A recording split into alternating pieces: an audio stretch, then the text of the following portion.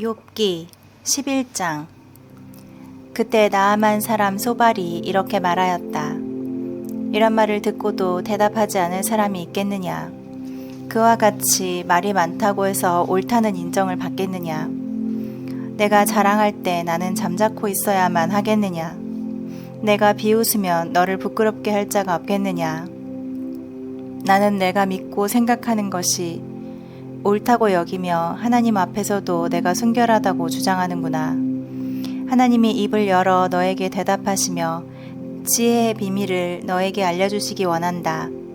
지혜에는 인간이 이해하기에 너무 심오한 면이 있기 때문이다.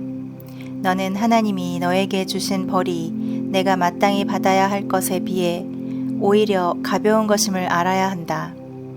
내가 전능하신 하나님의 위대하심과 능력에 대한 깊이와 한계를 감히 측량할 수 있겠느냐? 그것이 하늘보다 높으니 내가 어찌하겠으며 지옥보다 깊으니 내가 어떻게 알겠느냐?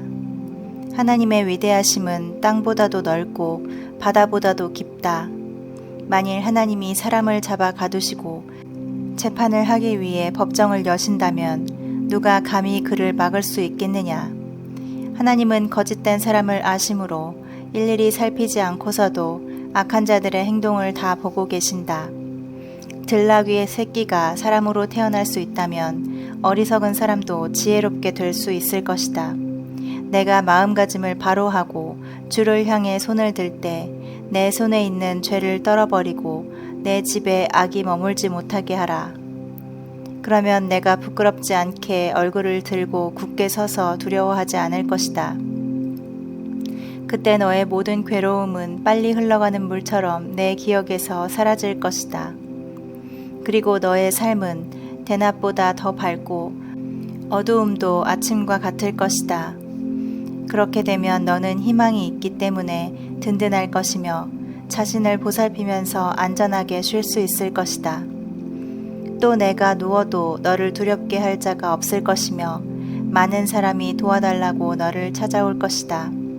그러나 악한 자들은 눈이 어두워 도망갈 곳을 찾지 못할 것이니 그들의 희망은 목숨이 끊어지는 것 바로 그것이다. 12장. 그래서 욥이 이렇게 대답하였다. 참으로 너희들만 사람인 채 하는데 너희들이 죽으면 지혜도 함께 죽고 말겠구나. 하지만 나에게도 너희 못지않은 지각이 있다. 내가 너희보다 못한 것이 무엇인가? 너희가 말한 그 정도는 누구든지 다 아는 사실이다. 하나님께 부르짖어 응답받은 내가 내 친구들에게 웃음거리가 되고 말았구나. 너희는 의롭고 흠없는 나를 지금 비웃고 있다. 평안하게 사는 자는 재앙당한 자를 멸시하고 재앙은 곧 넘어지려는 자를 기다리고 있구나. 강도가 번영을 누리며 살고 하나님을 노하게 하는 자가 무사하나 그들은 자기들의 힘을 신으로 삼는 자들이다. 이제 짐승들에게 물어보아라. 그것들이 가르쳐 줄 것이다. 공중의 새들에게 물어보아라. 그것들이 말해줄 것이다. 땅에게 말해보아라. 그것이 가르쳐 줄 것이며 바다의 고기도 일러줄 말이 있을 것이다. 이것들 중에 그 어느 것이 여호와의 손이 행하신 일을 모르겠느냐? 만물의 생명과 전 인류의 호흡이 하나님의 손에 달려있다. 입으로 음식 맛을 알듯이 귀로 말을 들으면 깨닫지 못하겠느냐? 늙은 자에게는 지혜가 있고 장수하는 자에게는 통찰력이 있다. 그러나 참된 지혜와 능력은 하나님의 것이며 예지와 통찰력도 그의 것이다.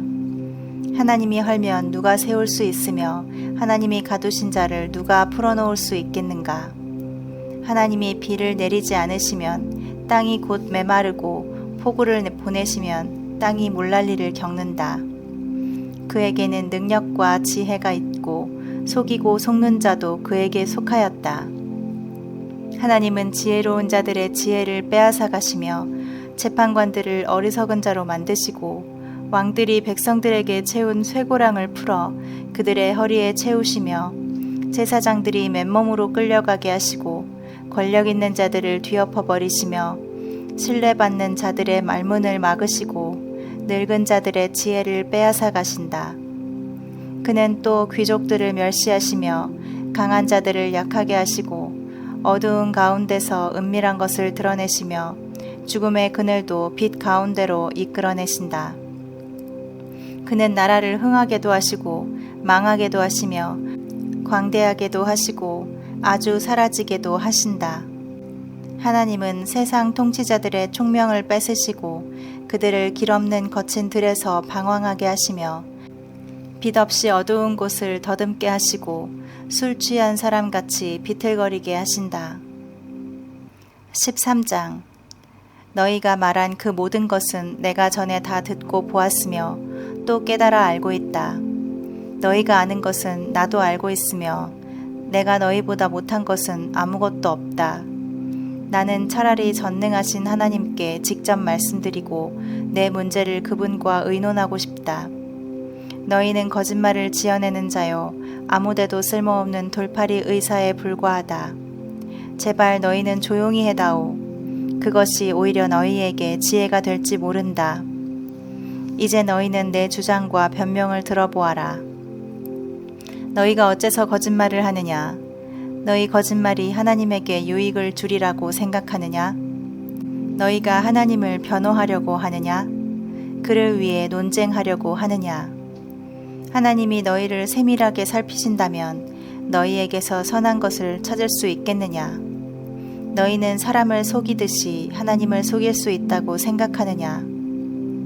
만일 너희가 하나님을 돕기 위해 거짓말을 한다고 해도 하나님은 너희를 책망하실 것이다. 그의 위엄이 두렵지도 않느냐? 너희가 어떻게 감히 이런 짓을 할 수 있느냐? 너희 격언은 재와 같이 아무데도 쓸데없고 너희 변호는 무너지기 쉬운 흙더미에 불과하다. 너희는 조용히 하고 나에게 말할 기회를 달라. 무슨 일이 일어나든지 그것은 내가 당하겠다. 나는 그 어떤 위험도 무릅쓸 각오가 되어 있다. 비록 하나님이 나를 죽일지라도 나는 그를 신뢰할 것이다. 그렇지만 나는 그분 앞에서 내 행위를 변명해야 하겠다. 어쩌면 이것이 나의 구원이 될지도 모른다. 경건치 않은 자는 감히 하나님 앞에 나아갈 수 없기 때문이다. 너희는 내가 하는 말에 귀를 기울이고 잘 들어보아라. 나는 내가 옳다는 것을 알고 있기 때문에 내 사정을 말하려고 한다. 이 문제에 대해서 나와 논쟁할 자가 누구냐? 너희가 만일 내 잘못을 입증할 수 있다면 나는 조용히 죽고 말겠다. 하나님이시여, 나에게 2가지 부탁만 들어주소서. 그러면 내가 주를 피하여 숨지 않겠습니다. 내게서 주의 손을 거두시고 주의 두려움으로 나를 놀라게 하지 마소서. 그런 다음에 나를 부르소서. 내가 대답하겠습니다. 부르지 않으려면 나에게 먼저 말하게 하시고 주께서 대답해 주소서. 내가 얼마나 많은 죄와 잘못을 범했습니까? 나의 허물과 죄를 지적해 주소서. 주께서는 왜 내게서 얼굴을 돌리시고 나를 원수같이 여기십니까? 주는 바람에 날리는 낙엽 같은 나를 놀라게 할 작정이십니까? 어째서 마른 지푸라기 같은 존재를 추격하십니까? 주께서 신랄하게 나를 비난하시며 내가 어릴 때 지은 죄까지 들추어내시고 내 발에 쇠고랑을 채우시며 나의 모든 걸음을 지켜보시고 나의 발자국까지 살피심으로 내가 이렇게 썩어 자빠진 나무 같으며 좀먹은 의복같이 되었습니다. 14장. 여인에게서 난 사람은 사는 날이 적고 괴로움이 가득하며 꽃처럼 잠시 있다가 시들어지고 빠르게 지나가는 그림자 같아서 이 세상에 오래 머물지 않습니다. 주는 이와 같은 자를 감시하시고 끌어내어 신문하려고 하십니까? 어떻게 더러운 것에서 깨끗한 것이 나올 수 있겠습니까? 그렇게 할 수 있는 자는 아무도 없습니다. 주께서는 인생에 사는 날과 달수를 미리 정하시고 아무도 그 이상은 더 살지 못하도록 수명의 한계를 정해 놓으셨습니다. 그러므로 그에게서 주의 눈길을 돌이키시고 그를 내버려 두어 잠시라도 품꾼과 같은 고달픈 삶을 쉬게 하소서. 차라리 나무라면 희망이 있겠습니다. 그것은 찍혀도 다시 움이 트고 싹이 나서 연한 가지를 내며 그 뿌리가 땅속에서 늙고 줄기가 땅에서 죽을지라도 물기만 있으면 다시 움이 돋고 싹이 나서 새로 심은 묘목처럼 됩니다. 그러나 사람은 죽으면 그것으로 끝장입니다. 그가 죽으면 어디로 가겠습니까?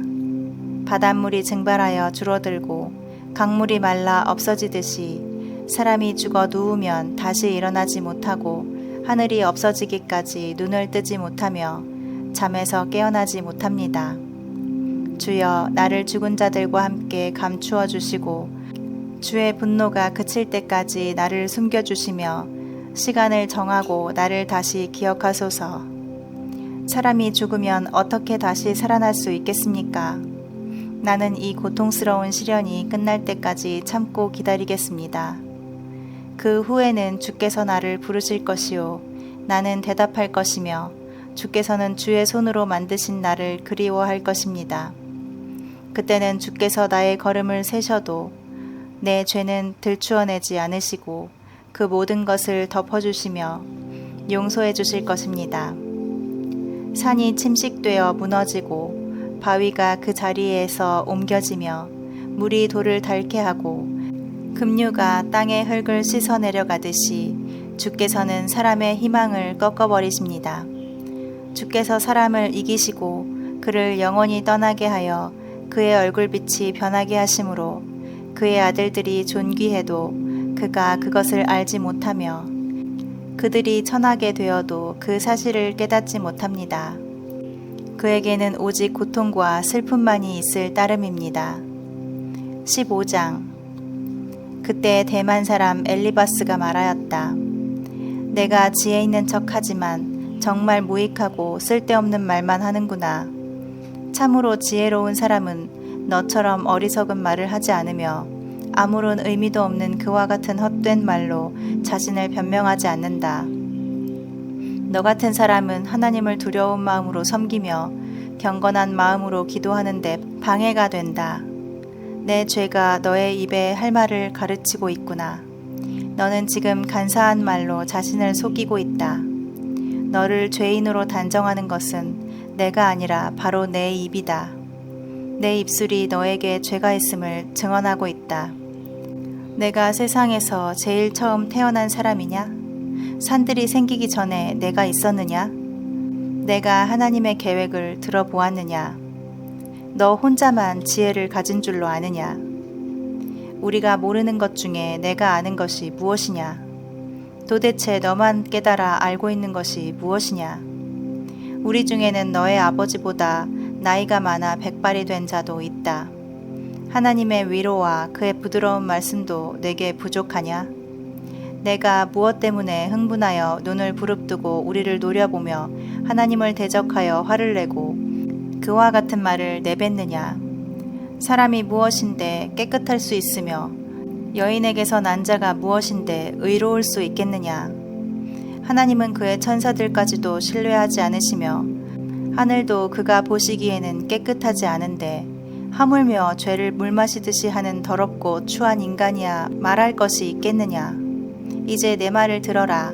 내가 본 것을 너에게 말해주겠다. 이것은 지혜로운 자들이 우리 조상들에게서 받은 것을 하나도 숨기지 않고 우리에게 전해준 것이다. 그 당시에는 우리 조상들에게만 이 땅이 주어졌기 때문에 외국인들은 왕래할 수 없었다. 남을 괴롭히는 악인은 평생 동안 고통을 당할 것이다.